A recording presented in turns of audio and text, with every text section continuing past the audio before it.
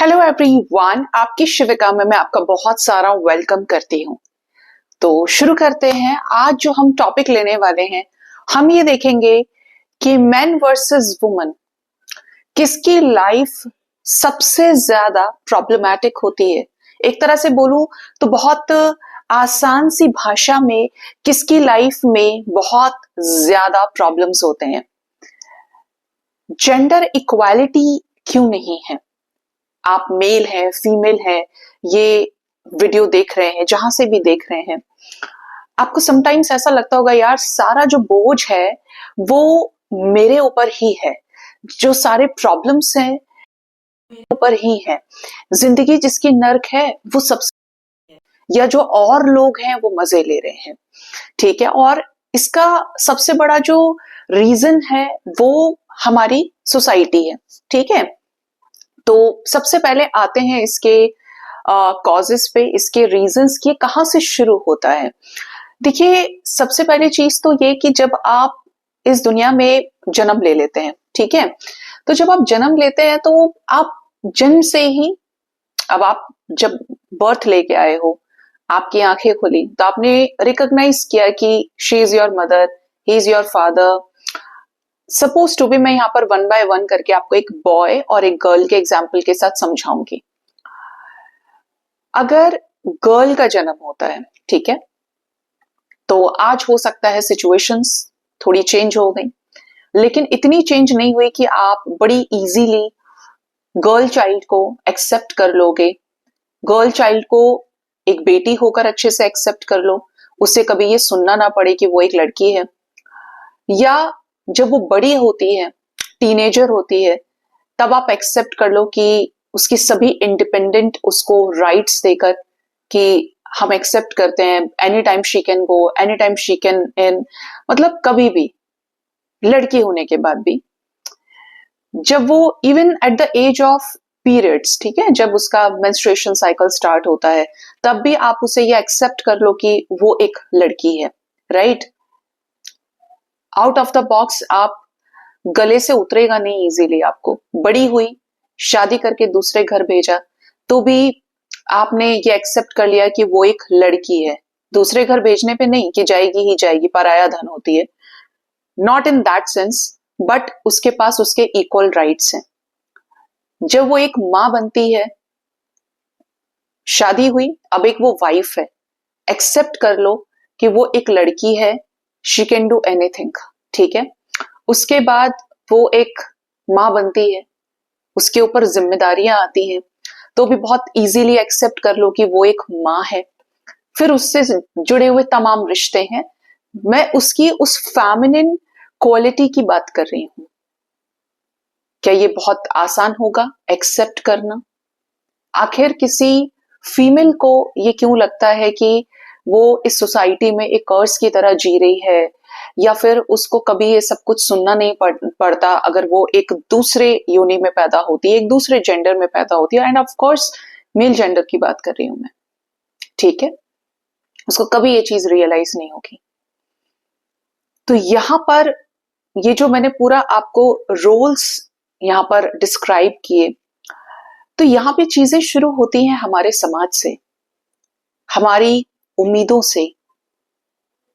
आज हो सकता है कि जस्ट एन एग्जाम्पल, मेरी शादी होती है, मैं अपने साथ, क्योंकि मेरा थॉट प्रोसेस डिफरेंट है, I am a spiritual person too, कहाँ मुझे कितना अटैच होना और कहाँ डिटैच होना, ये दोनों चीजों में मैं पक चुकी हूँ इसके ऊपर काम कर करके। तो हो सकता है कि मैं मेरे साथ उतना ना होने दूं, लोग कोशिश करेंगे, ऑफ कोर्स करेंगे, उम्मीदें रखेंगे, लेकिन जहां पर जरूरत होगी, जहां पर मुझे लगता है कि हाँ ये चीज होनी चाहिए। देखिए, हम एक कार्मिक अर्थ पे रह रहे हैं, हमारा हर किसी के साथ एक कर्म बंधन का रिश्ता जुड़ा होता है, ट्रिगर्स के जरिए, प्यार धोखे के जरिए, मोह के जरिए। तो ये मुझ पे डिपेंड करता है, और अगर मैं हील्ड नहीं हूं तो मेरे पास बड़े सारे कारण होंगे कि ये हो गया, वो हो गया, मुझे सुनाते हैं, मुझे दबाते हैं, ठीक है।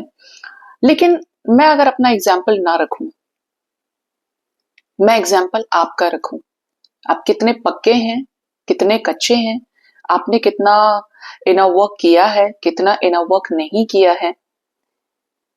ठीक है,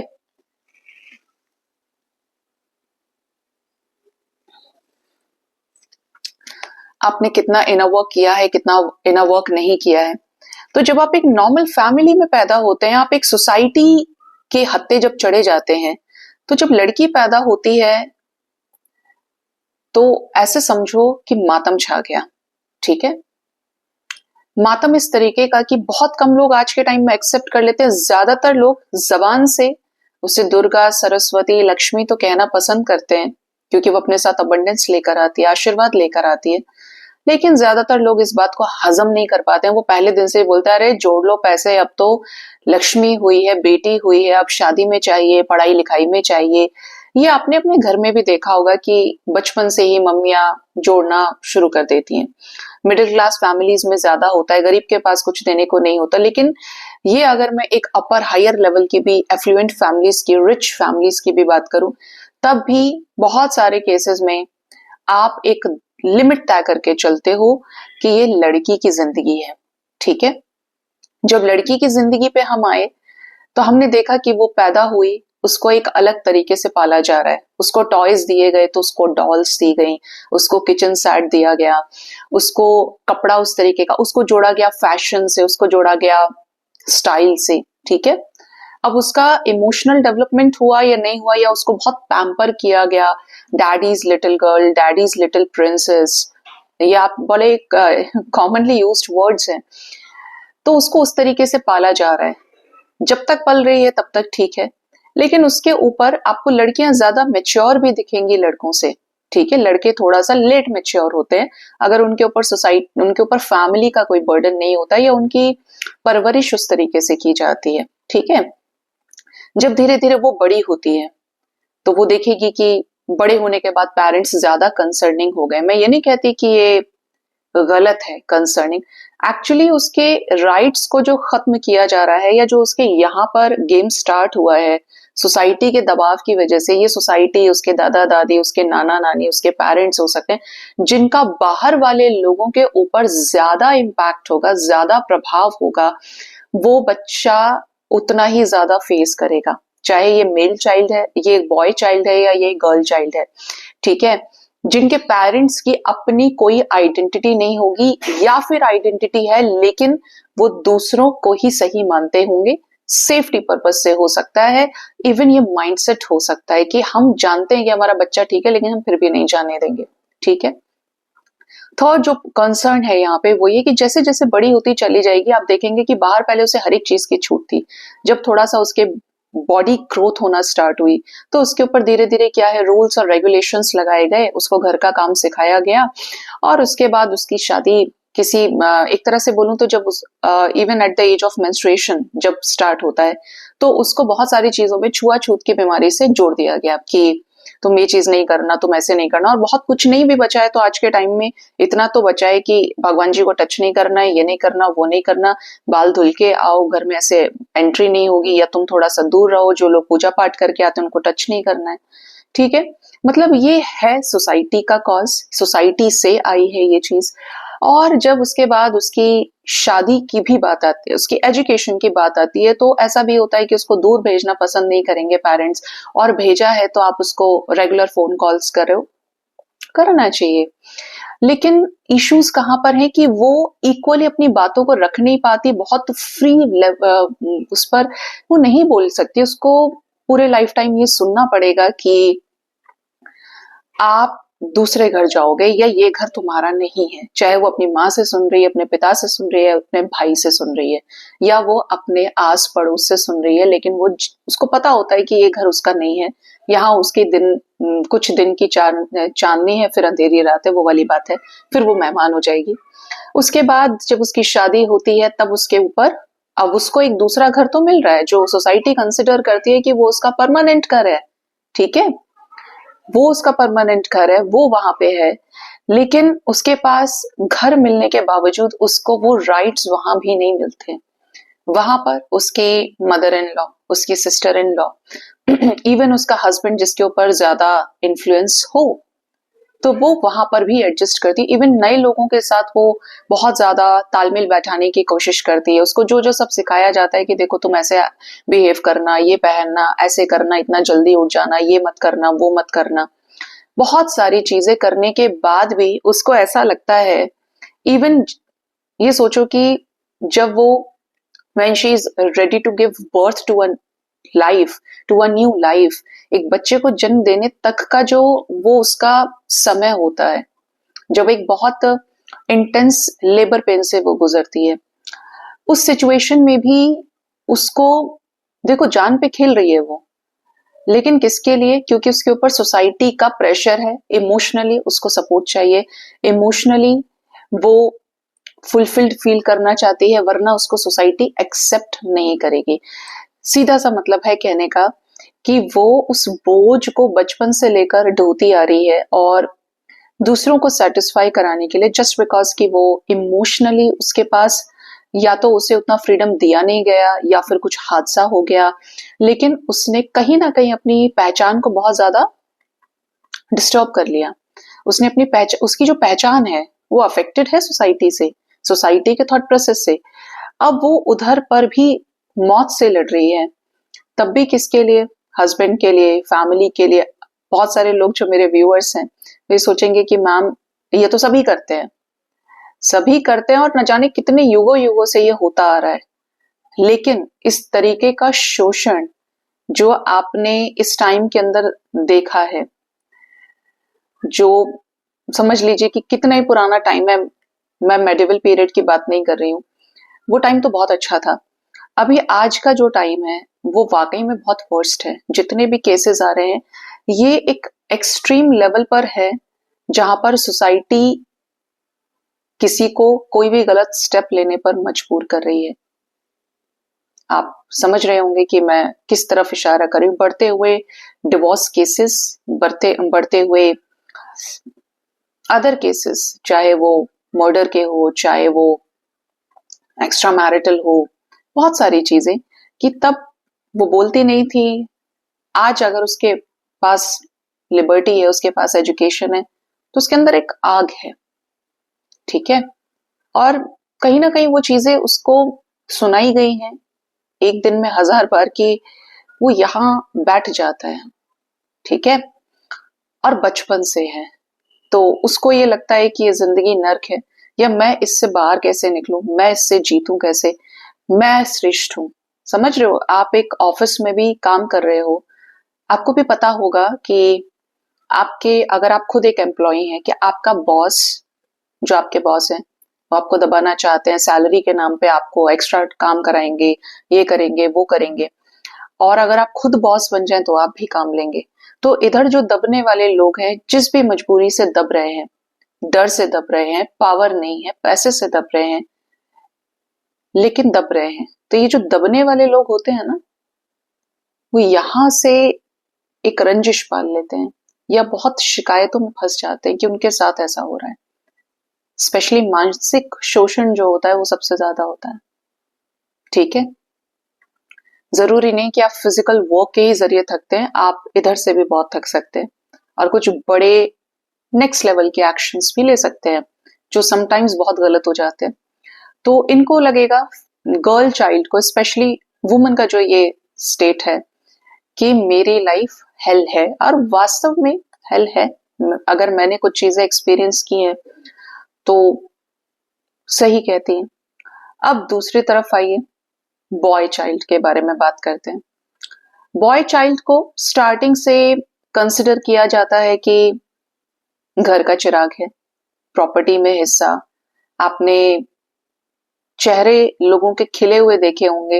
देखिए मेरे सामने श्री जी हैं, ठीक है, और इनको टच करके आशीर्वाद भी ले रही हूँ, और एक चीज आपको बोल रही हूँ कि लोगों को कान्हा जी घर में पैदा हुए हैं, कन्हैया, तो उसकी खुशी ज्यादा होती है।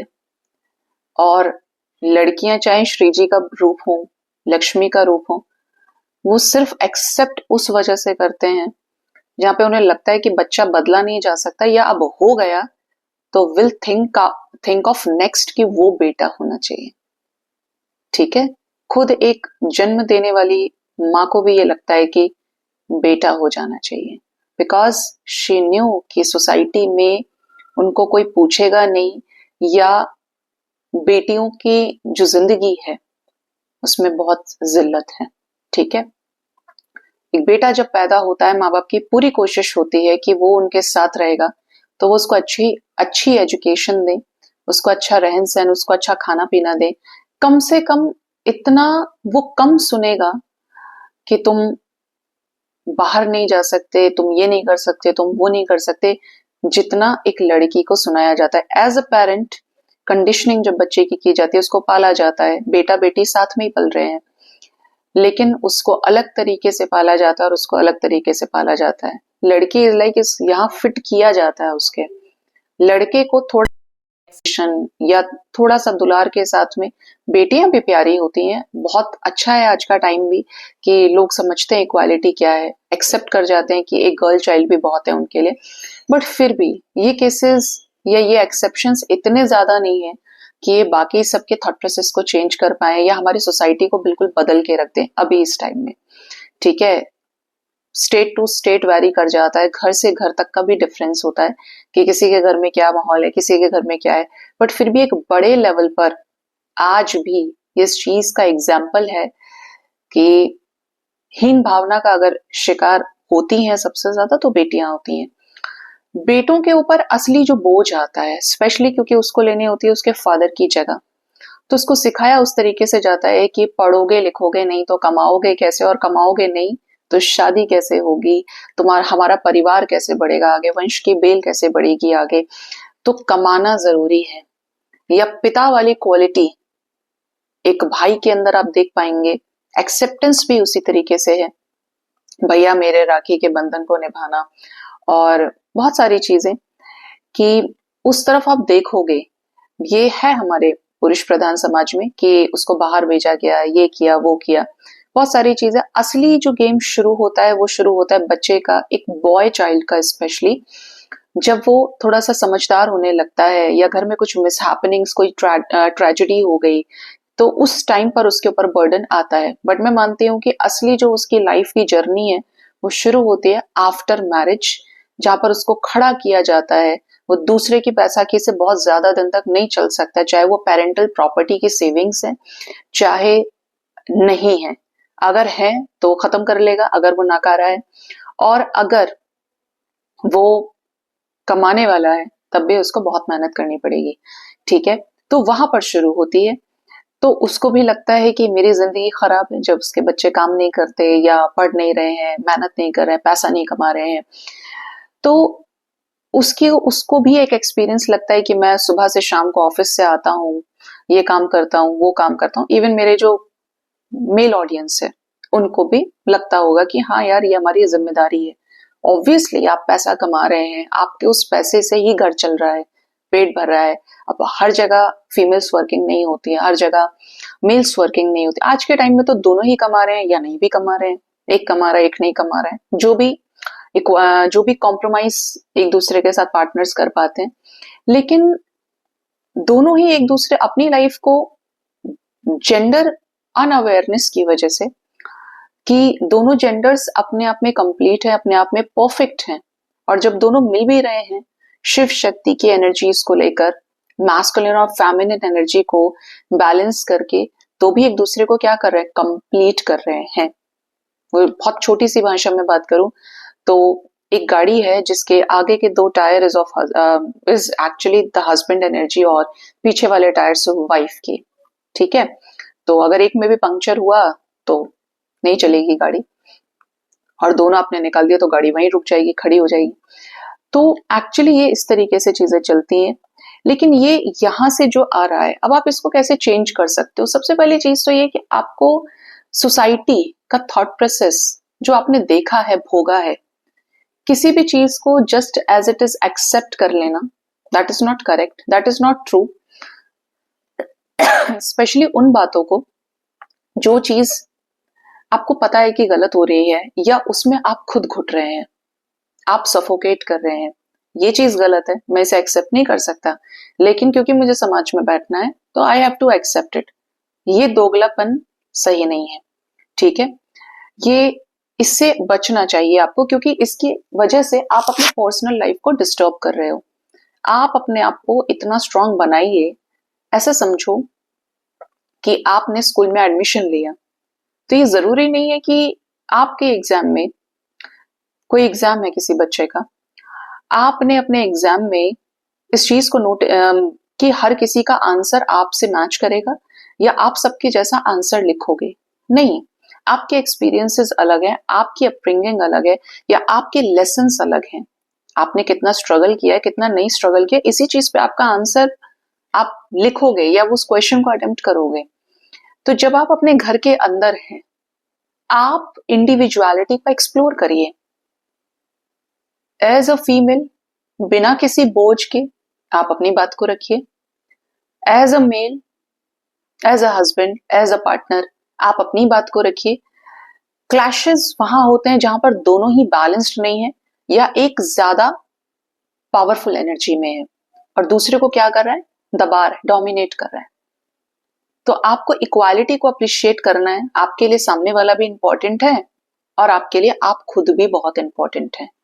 ठीक है, ये चीज अगर आपके बच्चे हैं, आप उनको सिखाइए, उनसे इस बारे में बात करिए कि कल को, देखिए माँ बाप की इतनी बड़ी भूमिका होती है कि उनकी वजह से जो फसल वो तैयार कर रहे हैं, जो बीज उन्होंने बोया है और जो आपने वृक्ष बन के तैयार कर दिया, एक 17-18 साल का, एक 20-21 साल का बच्चा, जब भी आप शादी करो पूरा पेड़ बन के तैयार है, अब उस पर फल लगेंगे। अगर आपका बीज सड़ा हुआ है ना, तो आपके फलों पे भी कीड़े लगेंगे, आपकी फसल खराब है पूरी की पूरी। और जब वो फसल खराब है तो उसे खाने वालों को भी इन्फेक्शन हो जाएगा, वो भी हॉस्पिटल में दिखेंगे आपको। तो संस्कार अच्छे डालिए और इक्वालिटी के डालिए। इतना आत्मनिर्भर खुद से बनाइए कि पहले से ही चीजें इतनी बैलेंस्ड हो कि बाद में गिरते पड़ते लुटिया डूबने का कोई टेंशन ना रहे। ऐसे समझो कि कोई एग्जाम है और आप किसी एग्जाम में जा रहे हो, अब आपकी खुद की प्रिपरेशन नहीं है पीछे से। आपके एग्जाम में आपके पास एक पेंसिल बॉक्स होना चाहिए, उसमें पेन होना चाहिए, उसमें शार्पनर होना चाहिए, उसमें इरेजर होना चाहिए, उसमें ब्लैक पेन होना चाहिए, उसमें व्हाइट पेन होना चाहिए, रबर होना चाहिए, जो आपको किसी और से मांगने की जरूरत नहीं है। अब आपके पास नहीं है तो आप करोगे ना पूरे क्लासरूम को डिस्टर्ब। ये वही है, एग्जैक्टली ये सिचुएशन आपकी है। तो इस सिचुएशन से आपने निकलना है, आपने बचाना है, क्योंकि आपके जो अपने बच्चे हैं, आज नहीं है कल होंगे। उनको इंडिपेंडेंट होना सिखाएं, उनको सिखाएं कि जेंडर इक्वालिटी क्या है। अगर आपके पास बेटा है तो आप ये सिखाइए कि जितनी इज्जत तुम अपने घर में अपनी माँ और अपनी बहन की करते हो, उससे ज्यादा इज्जत तुम बाहर चल रही बेटी की करोगे। बाहर जो लड़की है, जो आंटी है, जो मौसी है, जो बाहर आपको कोई भी फीमेल मिल रही है, उसकी करोगे। किसी भी केस में आप ना तो डिसरिस्पेक्ट को अप्रिशिएट करेंगे, और इवन उन चीजों को किसी भी तरीके से दोबारा तो बिल्कुल नहीं होने देना है आपको। आप खुद भी उस नजरिए से देखिए चीजों को। जो हम कहते हैं ना कि लाइफ में समझ में नहीं आ रहा है, ये हो रहा है, वो हो रहा है, ये प्रॉब्लम्स आ रहे हैं, वो प्रॉब्लम्स आ रहे हैं, ये रीजन है कि आपने अपनी इमारत में सही तरीके से ना तो चुनाई करी है, ना उसमें कंक्रीट डाला, उसमें कोई उस तरीके का मटेरियल है ही नहीं, तो वो शेक करेगी। क्योंकि जब बनने का समय था, जब कच्ची मिट्टी थी, उसको सही आकार दिया जाना चाहिए था, उसे पकाना चाहिए था, आपने नहीं किया। किन कारणों से नहीं किया, उन कारणों को मत ढूंढो। हम रीजंस की वजह से रोते हैं, ये हो गया था, हमें ये मौका मिलता तो हम पता नहीं क्या कर देते। मौका हमेशा होता है, आपके पास टाइम है ना। हो सकता है पैसा ना हो, हालात ना हो, टाइम है, सही चलता फिरता शरीर है, किसी और को आपको स्ट्रेचर पे ले जाने की जरूरत नहीं है। You can do anything then. कोई भी चीज आपके लिए असंभव नहीं है, आप यहां से कमांड नहीं दे पाते। अगर वो बेटी है तो आप उसे ये सिखाइए कि इंडिपेंडेंट रहना है, ना तो किसी के साथ गलत करना है, ना होने देना है। लेकिन क्योंकि उसकी फेमिनिन एनर्जी हाई होगी, तो दया भाव रखना है, लेकिन तुम्हारे प्यार और तुम्हारी दया को कमजोरी कोई ना समझे, कि उस कमजोरी में हम भी तुम्हें नहीं पूछेंगे और उस कमजोरी में किसी और को भी नहीं पूछने देंगे। समझ रहे हो, मेरे इंटेंशंस आपको हेल्प करने के हैं। मैंने सोच लिया कि मुझे आपको इस तरीके से हेल्प करना है, आप मुझे ग्रांटेड नहीं ले सकते। वो मेरी पावर है, मेरी फेमिनिन एनर्जी कि मुझे ये करना है। लेकिन अगर आप उसका मिसयूज करोगे तो वो टॉलरेबल नहीं होना चाहिए। तो उस चीज का ध्यान मुझे भी रखना पड़ेगा, उस चीज का ध्यान आपने भी रखना पड़ेगा। इसी तरीके से आप ऐसे संस्कार अपने बच्चों को दे सकते हैं, इवन खुद भी अपने अंदर ऐसे चेंजेस लेकर आओ कि आप अपने आप में परफेक्ट हैं। आप जानते हैं खुद से खाना बनाना, आप टाइम से उठना जानते हैं, आप टाइम से ऑफिस पहुंचना जानते हैं, आप अच्छा काम करना जानते हैं। इंडिविजुअलिटी को एक्सेप्ट करिए, भागिए नहीं अकेले होने से। अकेले होना मतलब है प्रोडक्टिव करना, अकेले होना मतलब है नई चीजों की सृजनात्मक शक्ति को बढ़ाना। अकेले होने का मतलब है कुछ नया क्रिएटिव उखाड़ लेना, इतिहास लिख देना। और इसी चीज से आप डर रहे हैं, या इसी चीज को आप दूसरे को बोल दे रहे हैं, इसीलिए आप वहीं के वहीं स्टक रह जाते हो, या उस थॉट प्रोसेस से आप अपने आप को बाहर नहीं निकाल पाते। चाहे मेल है फीमेल है, जिस भी एज के आप देख रहे हो, इस चीज को मेक श्योर करिए कि आप अपनी लाइफ में आज से चेंजेस करें। हालांकि आप बहुत चेंज हो गए होंगे, क्योंकि मैं काफी समय से टारो के जरिए आपको समझा रही हूँ। अब मैंने कुछ कुछ पॉइंट्स को उठाकर जैसे जैसे डिवाइन गाइड करेंगी उसी तरीके से आपके लिए बनाऊंगी ऐसे वीडियोस कि आपको कुछ पॉइंट्स पे क्लैरिटी बिल्कुल मिले। बट वाकई में अगर एक डिस्ट्रक्शन से खुद को बचाना चाहते हो, आप बचाना चाहते हो कि आपके घर में कोई भी चीज गलत नहीं हो, या कॉन्फ्लिक्ट्स ना हो हस्बैंड वाइफ के बीच में, इवन आपके बच्चे आपको रिस्पेक्ट करें, या आप अच्छे घर में जाओ आपको इन लॉज रिस्पेक्ट करें, आप उसी दिन से अपने ऊपर काम करना शुरू करिए। हम सब चाहते हैं कि दूसरा बदले, लेकिन यूनिवर्स पहले कहती है अपने आप को बदलिए, अपने आप को ट्रांसफॉर्मेशन को एक्सेप्ट करने दीजिए। ये जो चीजें खत्म हो रही हैं, ये जो चीजें ट्रिगर कर रही हैं, वो इसीलिए क्योंकि आपके अंदर जो अनहील्ड पोर्शन है उसको हील होने का टाइम आ गया है। ठीक है, तो ये थी एक गाइडेंस आपके लिए गाइस, कि हर जेंडर इक्वल है, आप बहुत ब्लेस्ड हैं दोनों ही केसेस में। If you are a male, if you are a female, इसमें कोई डिस्क्रिमिनेशन का पार्ट नहीं है, दोनों अपने आप में बेस्ट हैं। आपको पता है इस पे एक बहुत अच्छी स्टोरी है, मैं इस पे आपको बताऊंगी। अर्धनारीश्वर के रूप में भगवान शिव ने एक्सेप्ट किया है मां पार्वती को अपना अर्धांग।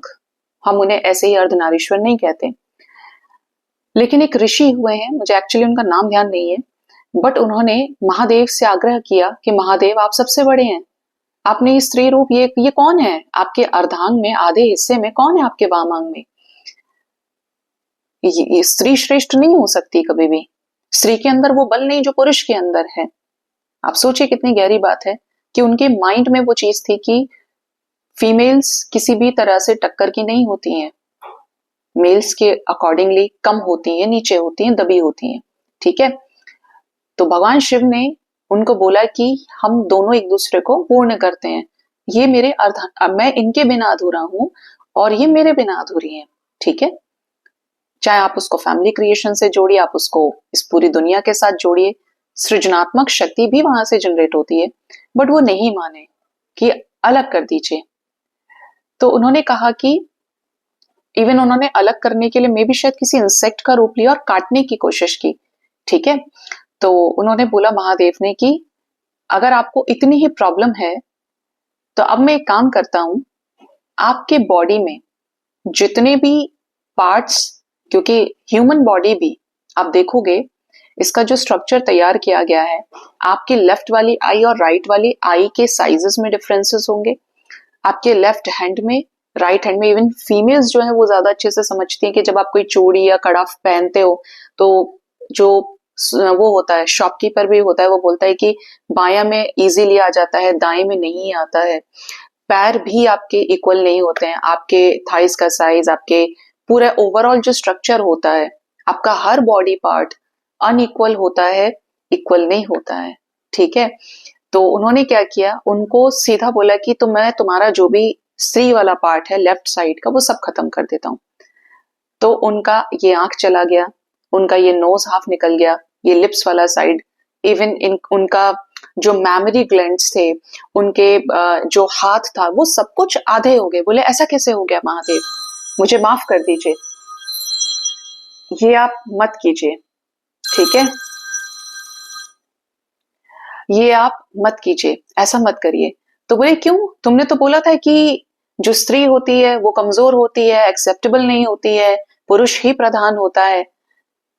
तो अब ये जो मानव का शरीर है वो तो स्त्री और पुरुष से मिलकर ही तैयार हुआ है। मानव शरीर की संरचना इस तरीके से परमात्मा ने की है, मैंने की है। तब उन्होंने उस चीज को समझा, माफी मांगी, ठीक है।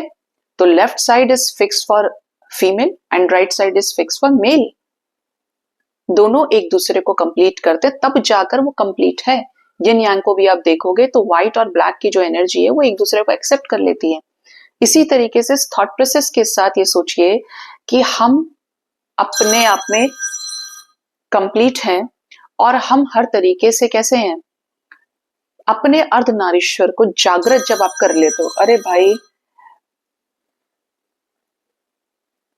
हर तरीके से आप जब अपने आप को अंदर से जागृत कर लेते हो तो बाहर भी आपकी हील्ड एनर्जीज ही आप रेडिएट करते हो। सो ये थी गाइडेंस गाइज। अपना ख्याल रखिए, थैंक यू सो मच। अगले वीडियो में मिलेंगे, ठीक है, अपना बहुत ज्यादा ख्याल रखें। हर हर महादेव।